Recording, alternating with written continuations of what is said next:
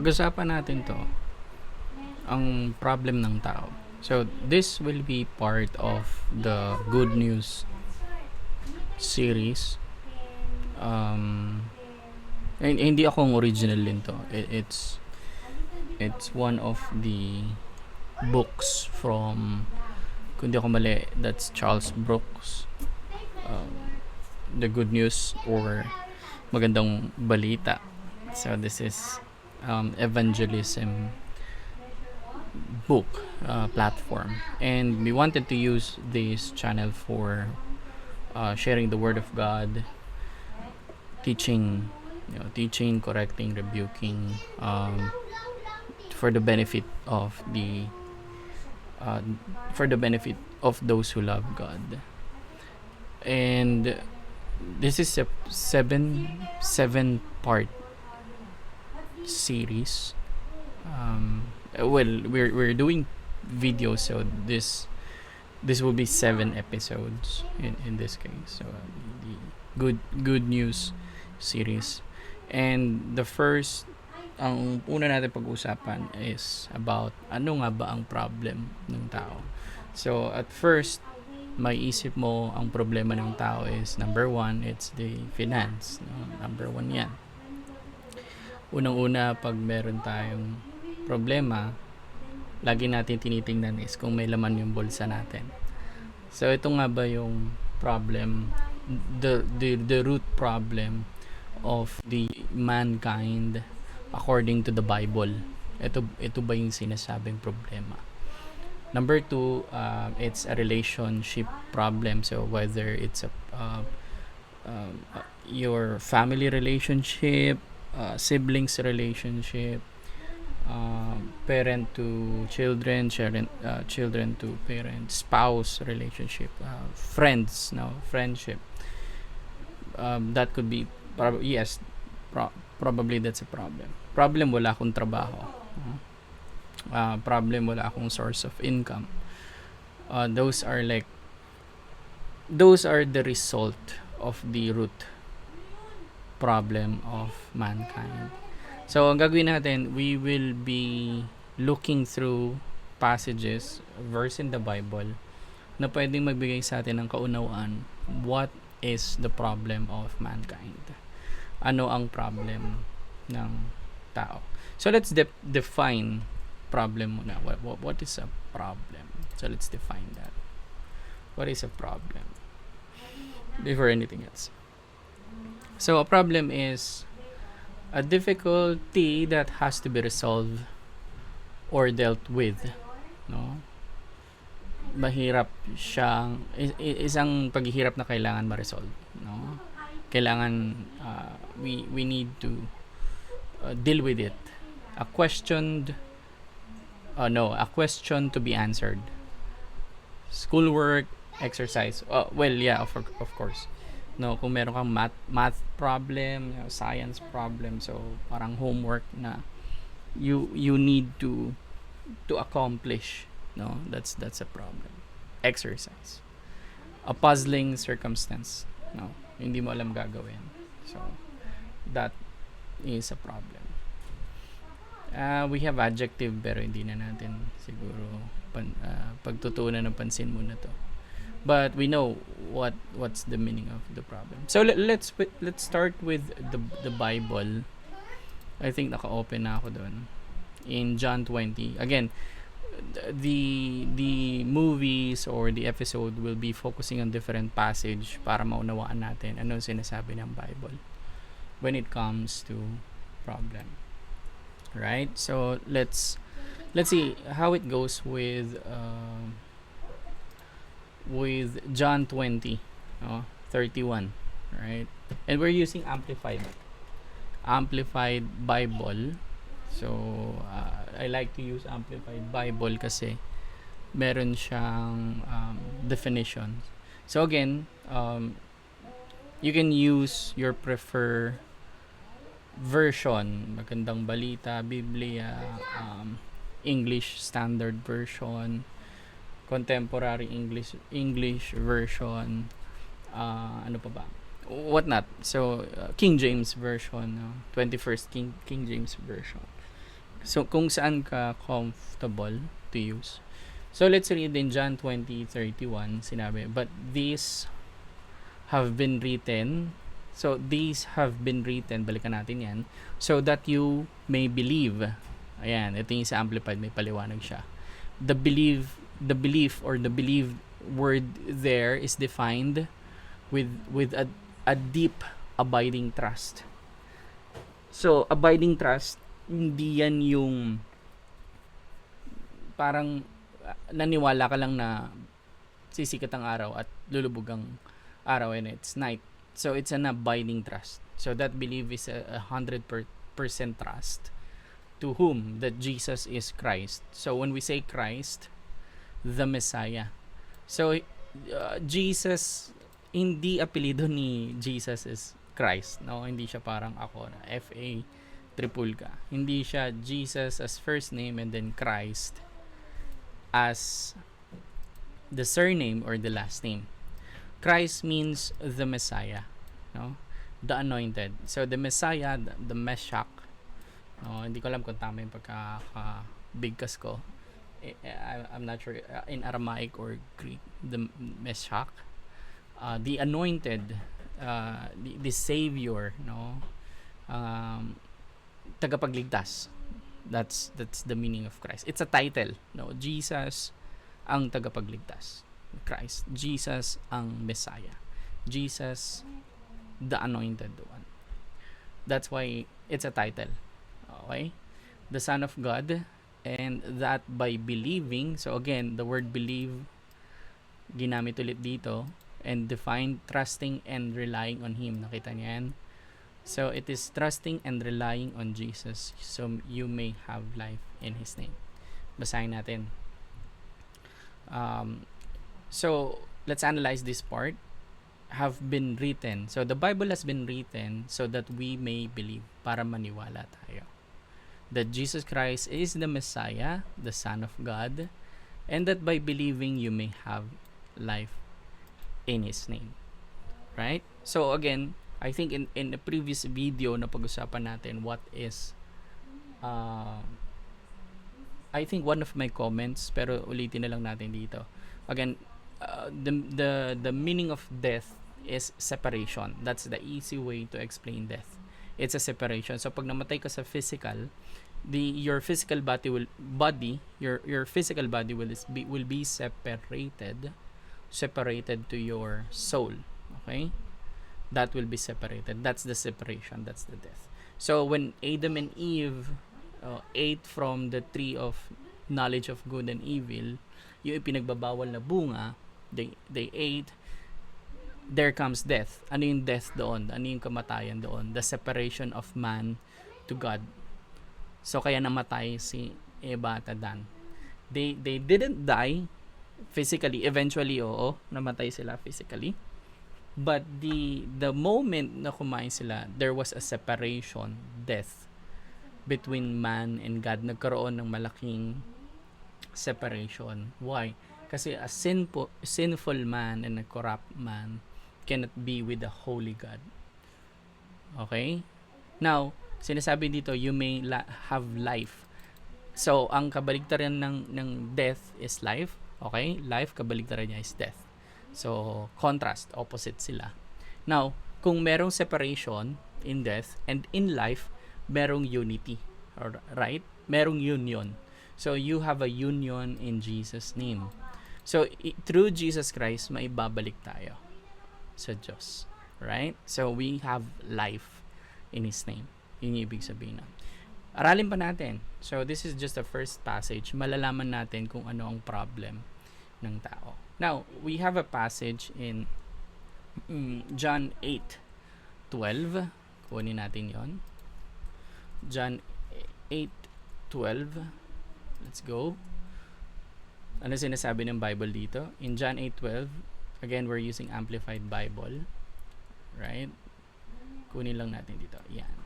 Once more, Jesus addressed the crowd. He said, I am the light of the world. He who follows me will not walk in the darkness, but will have the light of life.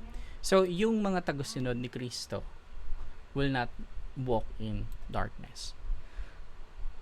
But you will have light of the light of life, no?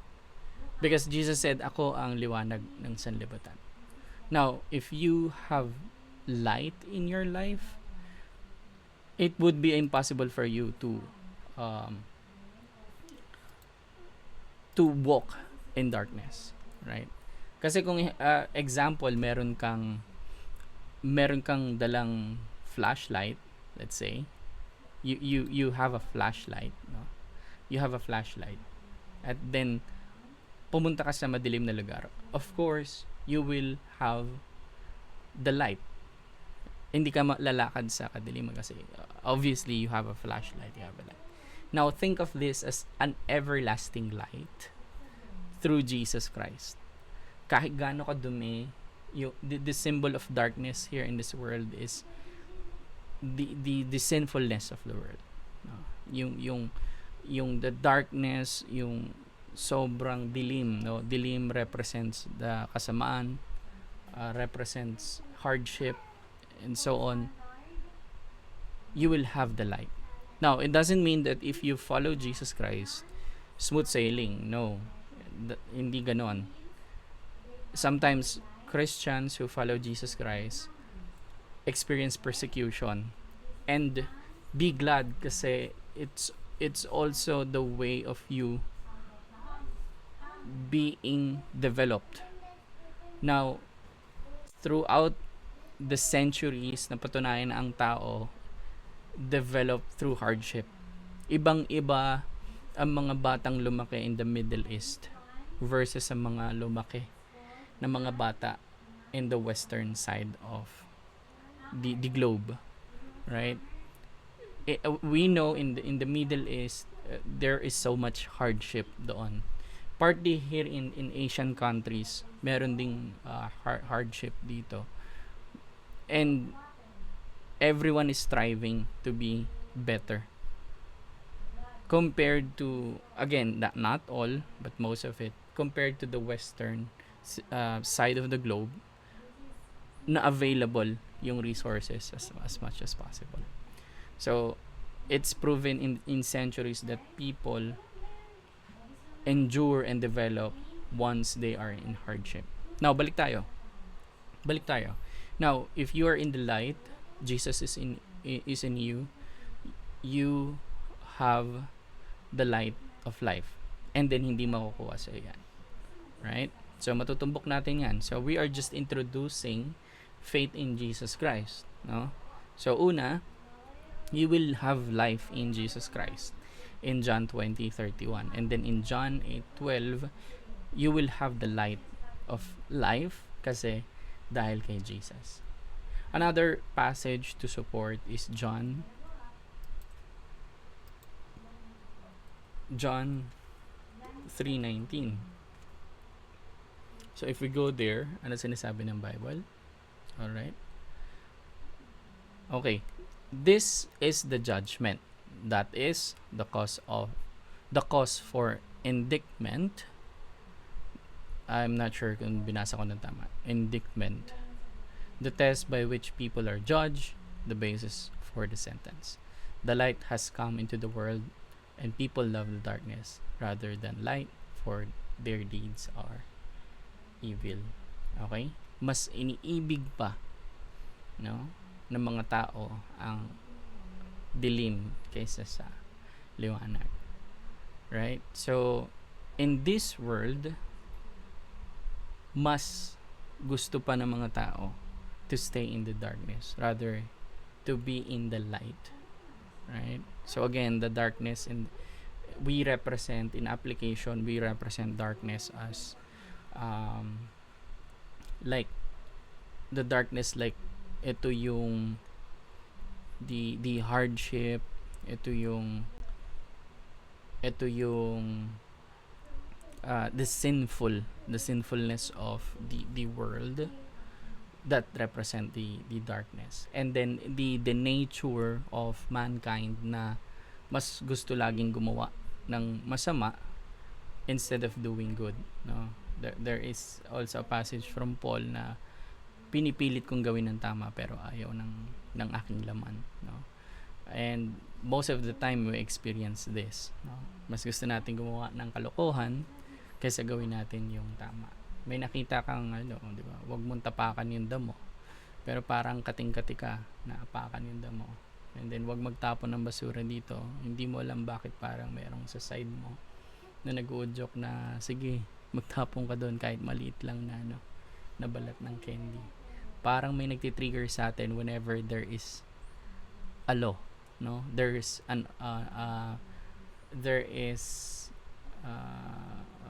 ano bang term yun? Something is organized. We want it to be in chaos because of our nature. Okay? Pero bakit nga ba ang mga tao mas gusto pa na nasa sa dilim, mas gustong magstay? Now, we would understand this passage kapag naunawaan mo ang isang makasalanang tao. Kapag ikaw ay nagkaroon ng kasalanan, if you have a sin, kung meron ka may ginawa kang mali, you will feel the guilt, right? And that guilt tends you to be shameful, hiyang-hiya ka. Now, tumingin ka sa isang babae, right? Sexy babae. And that's most commonly for sa mga kalalakihan, no? It's shameful to discuss about sexual immorality, of course, in front of many people, because it's shameful. Hindi siya kanais-nais, and we are being guilty, no? Kaya nga it's dangerous kapag ang usapan ng tropa is almost everything and almost all is about sexual immorality, kasi wala nang shame. That's a problem, no? There is a big problem kapag yung mga nasa paligid mo is there's nothing wrong with sexual immorality. That's a problem. That's a really big problem. Why? Because nasanay na sa kadiliman, no? Okay, let's be clear. The sex is for marriage. Okay? Sex is a blessing. And that kind of enthusiasm that should be always inside marriage. Nothing more, nothing less. Yun yung blessing na meron yun, yung part na yun. But if it's done outside marriage, that's a problem. Okay, just that is just one example of shamefulness in terms of pag nagkamali ka. No? Pag nagnakaw ka, hindi naman ganun kadali na ikwento. Sometimes you need to take 5 years, 7 years, 10 years para maikwento sa kaibigan ka, mag-anak na you did something wrong in the past. Hindi yan pag nagnakaw ka today and then ipagmamalaki mo with no shame na parang wala lang sa'yo. And that's problematic kasi nagiging natutuwa na in the darkness. Something wrong is happening within kapag nasasanay na sa kadiliman. That is very dangerous. Now, people love to be in the darkness para hindi maisiwalat kung sino sila. Yung baho niya, yung pagkakamali niya, because it's shameful na malaman na may pagkakamali ka. I myself, even though I do this, meron akong mga bagay na mali. Okay? May mga pagkakamali ako. Lalo-lalo na before, nung hindi pa ako, when I am not speaking about the Word of God, sobra. It's a very shameful lifestyle noon. Now, kaya ko nang umalis in the darkness because of Jesus. Now, ulitin natin. Ayaw lumabas ng mga tao sa darkness kasi nakakahiya. Nakakahiya pag na-expose yung kasalanan natin. And that is what the Bible is saying, no? People love the darkness. People love the darkness rather than light, for their deeds were evil. No? Because they will be exposed. Tatago ko na lang yung mali ko. Okay? Right, let's go in John 8:34. Sabi ng Bible in John, let's go there. John 8:30. 24 yun. John 8:34. John 8:34, what does the Bible say? Jesus answered, I assure you and most solemnly say to you, everyone who practices sin habitually is slave of sin. Alipin ka ng kasalanan if you do it habitually. So again, ang sinasabi ko kanina, there is a big problem kapag ang isang tao sanay na sa kadiliman. Sanay na sa paggawa ng kasalanan. And the sin doesn't seem to have burden. Alright? Wala na siyang burden when he or she is doing sin. And sometimes, sinusunod niya na yung sarili niyang kalooban. This world will say to you that, choose what makes you happy, choose what makes you comfortable. Itong mundong to, yun yung ipapaliwanag, no? Live out your life to the fullest, no? Walang sawa, walang taros na pagsasaya, basta masaya ka, okay ka. That is the what the world offers you. But again, Jesus said, take up your cross, deny yourself. Why?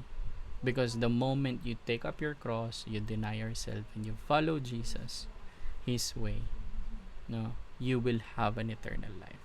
Again, nabanggit ko na to, I would rather suffer in this world and then have eternal life with Jesus kesa, alam mo yun, nasa akin ang lahat dito sa mundo, pero pagdating ko in the eternal life, hindi pala ako kasama in the kingdom. So it's always check your heart if you have faith in Christ. No, tingnan mo yung buhay mo according to the will of Jesus. Okay? Again, ulitin ko, this is very important. Everyone who practices sin habitually is slave of sin. Alipin ka ng kasalanan. Right? So, kung alipin ka ng kasalanan, again, para mapalaya ang isang alipin, kailangan may tumubos. Alright? Kailangan may tumubos sa kanya. That's the reason we need to be redeemed. Okay, babalik pa rin tayo. Ano ang problema ng tao? What's the problem of mankind? Papasok tayo doon. But again, what should be done kapag ikaw isang alipin? So kailangan ng may tagapagligtas. Okay? Kailangan may magligtas sa iyo. Kailangan may tumubos sa iyo because you are slave of sin. Okay? So before we go to the redemption arc, no. Pag-usapan muna natin in John 8:47. So I think nagkaka-hint na kayo kung ano yung darkness, no, the nature of man, and then anong naging anong ayaw ma-expose ng tao. You'll get the hint anong problema ng tao from those passages, which we will uncover later. Whoever is of God, no, belongs to Him. And belongs to Him hears the truth of God's word. For this reason, you do not hear them because you are not of God and you are not in fellowship with Him. So, kung sino man ang nasa Diyos, nakikinig sa salita ng Diyos. So, kung sino man ang nasa Diyos, loves to hear and hear about the word of God. No? Para yung isang ano yung sinabi sa, I forgot the passage, parang isang mabangong samyo sa mga nagmamahal sa Diyos, no? Yan ang salita ng Diyos, mabangong samyo.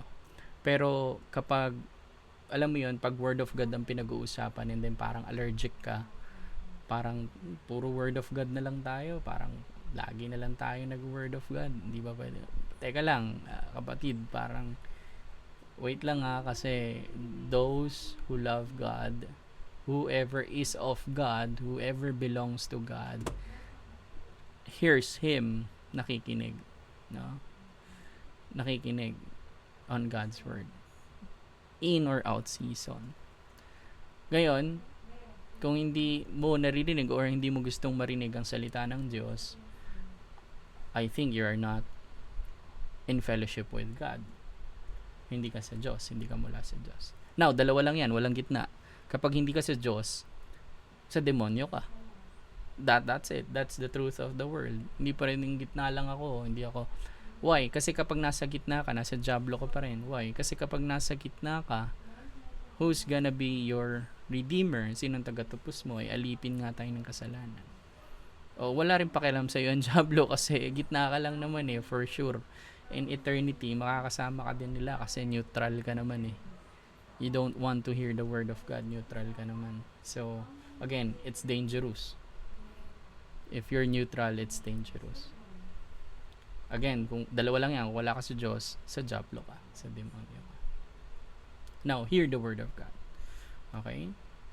So, now, before tayo mag-proceed in the next passage, the real problem of the people is this: sin.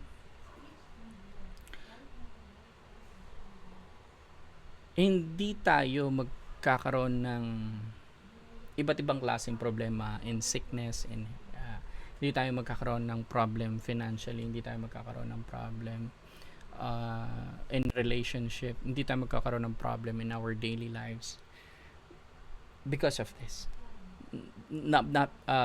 It is because of this kaya natin nararanasan itong mga bagay na to. It is because of sin. Why? Remember, in Garden of Eden, andoon si Eva at Adan. Everything was good. Everything was very good.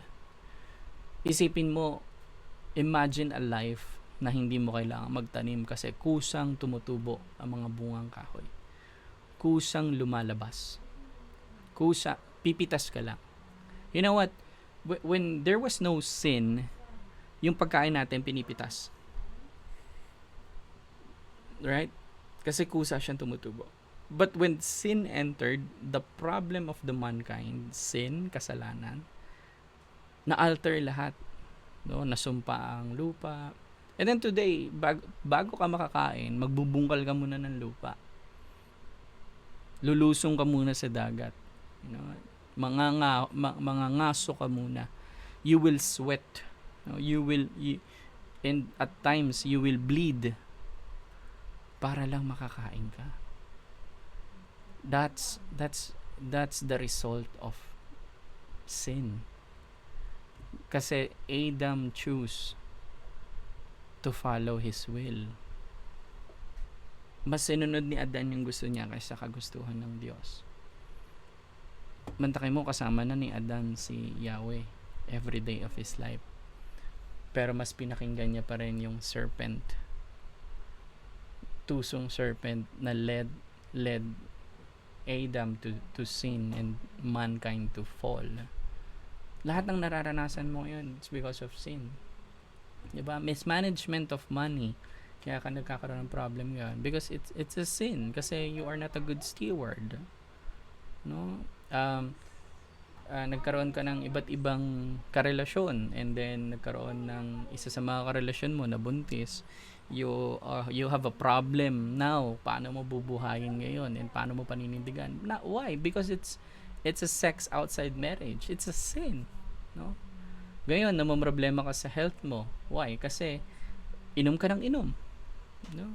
Sigarilyo ka ng sigarilyo. Kain ka ng kain ng baboy. Kain ka ng kain ng mga hindi tamang pagkain. And I would be guilty in terms of eating, no?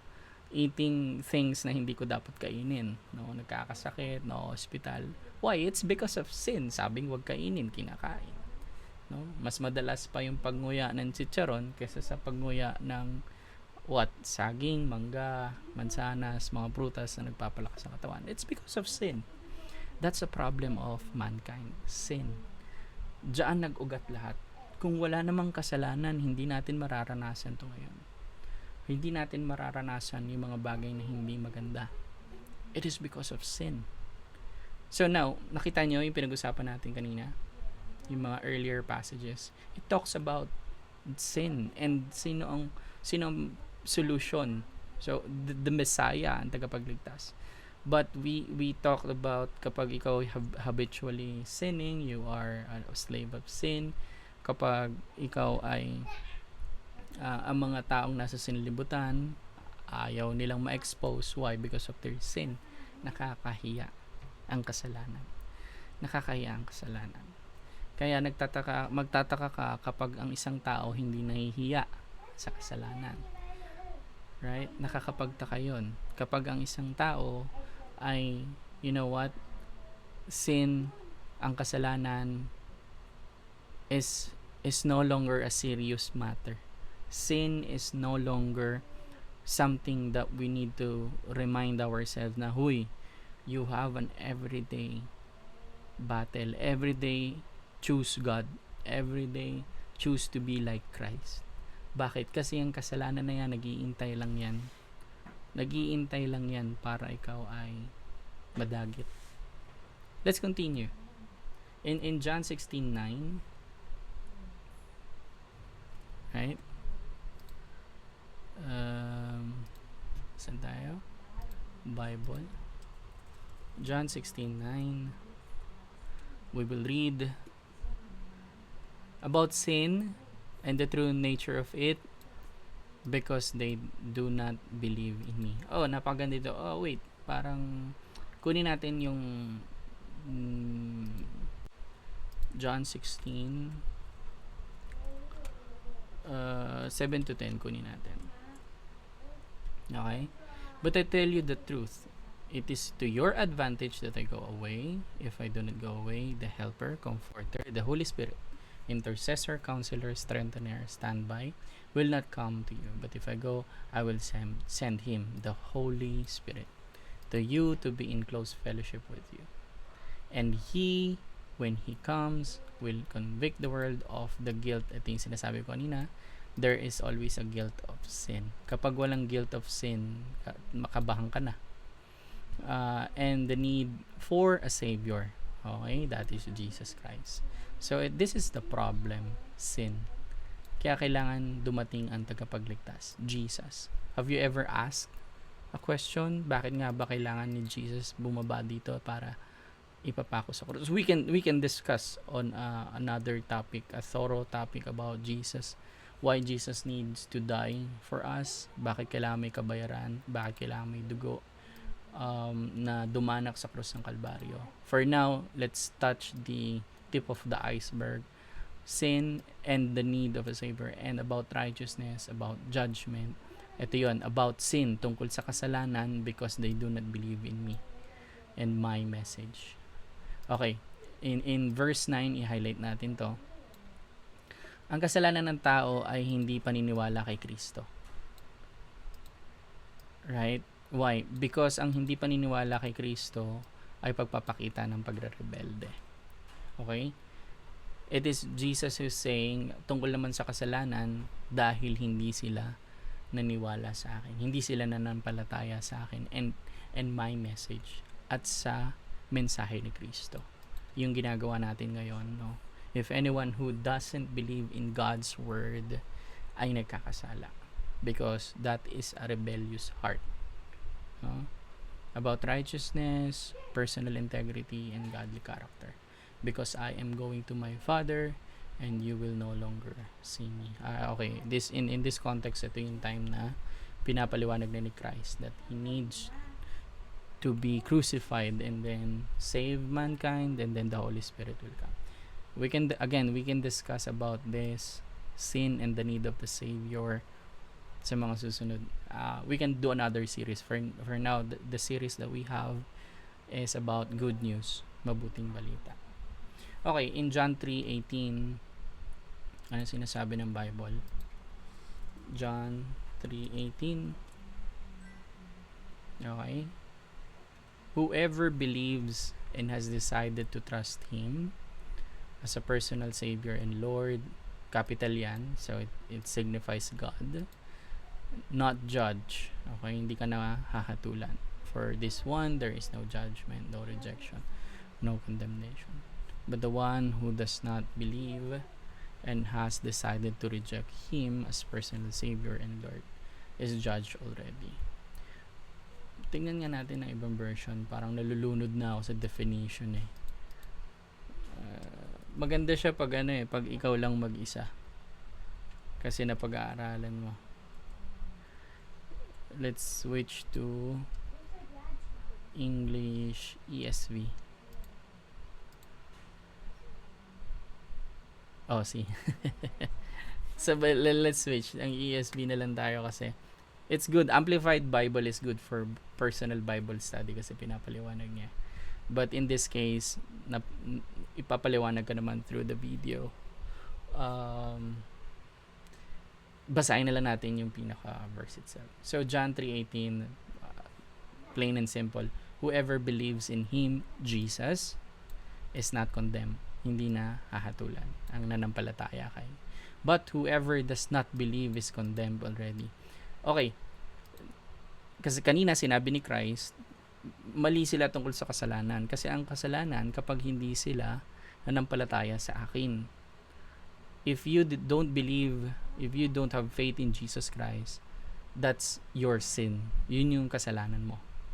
And then, kung sinong hindi naniniwala kay Kristo, hinatulan ka na. You are condemned. You're judged, you're condemned. Ano ba magandang Tagalog ng condemned? I don't know. But you're judged, you're condemned, you're doomed. No? But whoever does not believe is condemned already. Okay? Oh, sorry. Whoever believe is not. Okay? Hindi ka nahatulan, hindi ka mapapahamak, you are not doomed. But whoever does not believe, okay, nahatulan ka na. Because he has not believed in the name of the only Son of God, which is Jesus. So, unbelief in Jesus Christ will lead you in danger. Unbelief in Jesus Christ will lead you to condemnation. That's why it's very important to believe in Jesus. Marami pa yan in the next episodes, in the next videos na we have, pag-usapan naman natin why there's a need of believing in Jesus. Ngayon, pag-usapan lang muna natin the problem of mankind, which is sin. Ngayon, alam na natin ang kasalanan, pagre-rebelde, ang hindi pananampalataya, and following the will of God. And Jesus is saying that if you do not believe in me, you are sinning against God. Kasi siya ay Diyos. Okay? Now, kunin natin in John 3:36. Ito, mabigat to. John 3:36. Let's go. Whoever believes in the Son has eternal life. Whoever does not obey the Son, Jesus Christ, shall not see life. Again, alam na natin ang life. Life is union, unity. Death is separation. But the wrath of God remains on him. So, yung mga hindi nananampalataya, wrath of God remains on you. Yung galit ng Diyos, ang puot ng Diyos ay nananatili sa'yo. But to those who believe in Jesus Christ, absuelto ka na. No? The wrath of God is no longer with you. That's why kung meron kang kapamilya, kaibigan, it is very, very important na makilala nila si Jesus Christ. Because who would want in the last days maranasan mo yung parusa ng Diyos, no? The wrath of God. Our God is a loving God, and at the same time our God is a just God. Justice, no? May katarungan siya. Hindi pwedeng kapag gumawa ng mali, okay na yan, quits na tayo. No, it's not like that. It's not justice. Hindi ganun yan. Meron naman pumasok na topic sa isip ko, but again, I think we can do that on another video. The justice system, no? The biblical justice system. Bakit hindi pwedeng quits na lang? Baguhin na lang, i-reset na lang, no? Kasi nagkasala tayo. Pwede bang on a snap, parang si ano yan, sino to? Sa Marvel, si Thanos, snap, reset na, no? Bakit hindi pwedeng ganun? Because there is a justice system. Pwede natin pag-usapan in another video. Now, in Romans, this is beautiful. In Romans 6:23, Kung may John 3:16, merong Romans 6:23. For the wages of sin is death. And death, separation. But the free gift of God, ang libre, ang walang bayad na kaloob ng Diyos. Right? Free gift of God is eternal life. Again, life, union, eternal union with Jesus. Eternal unity. So the gift of God through Jesus, kapag nanampalataya ka, you will have eternal life. Okay? The moment you entrust 100% of your life to Jesus, you will have an eternal life. Okay? Now, in John 3:17, we'll have, for God did not send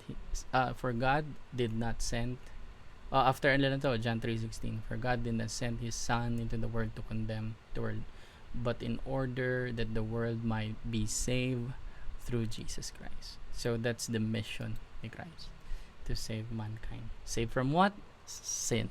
Okay? Dahil kasalanan ang nagbibigay ng problema sa atin. Right? So ang problem ng tao ay kasalanan. Okay, in Romans, now, wala naman akong kasalanan. Bakit ako ililigtas? Romans 3:23. For all have sinned. Okay? For all have sinned. Mag-isip ka pa lang ng kalaswaan sa isip mo. Nangangaling, no. Mag-isip ka pa lang kapag tumingin ka sa isang babae at nagnasya ka.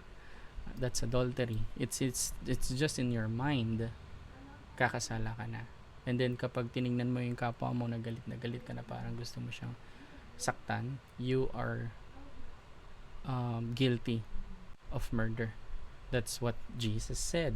Nasa mind mo pa lang, and then you have it in your heart, you already sinned. So hindi pwede. Ano ibig sabihin hindi pwede? Hindi pwedeng wala kang kasalanan. Kasi madumi ang isip ng tao. Kahit yung white lies na sinasabi, green lies, black lies, rainbow lies, any type of color of lie, still a sin. Kahit sabihin mo na, hindi, maganda naman yung kinalabasan niya. Oh, yes, I know, maganda yung kinalabasan niya. But again, you didn't tell the truth. Okay?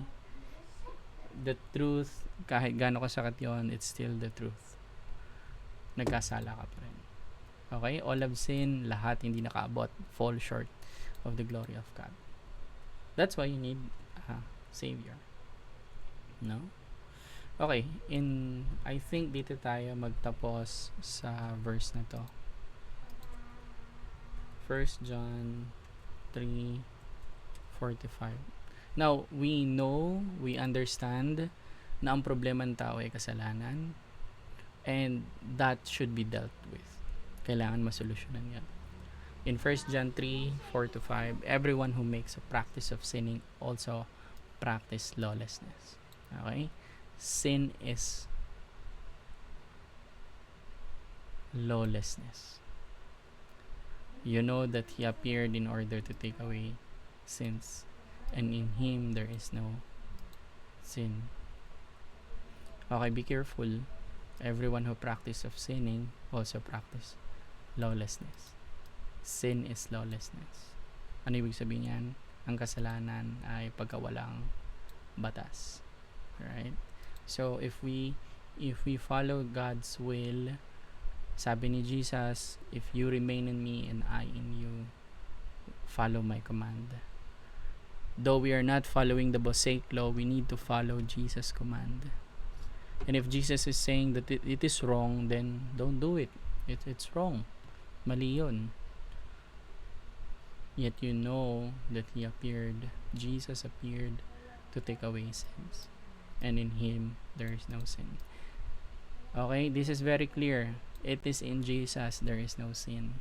Okay, hindi sa'yo. There will be a time in the end days that all of us will be enjoying life in eternity with no sin because of Jesus Christ. But for now,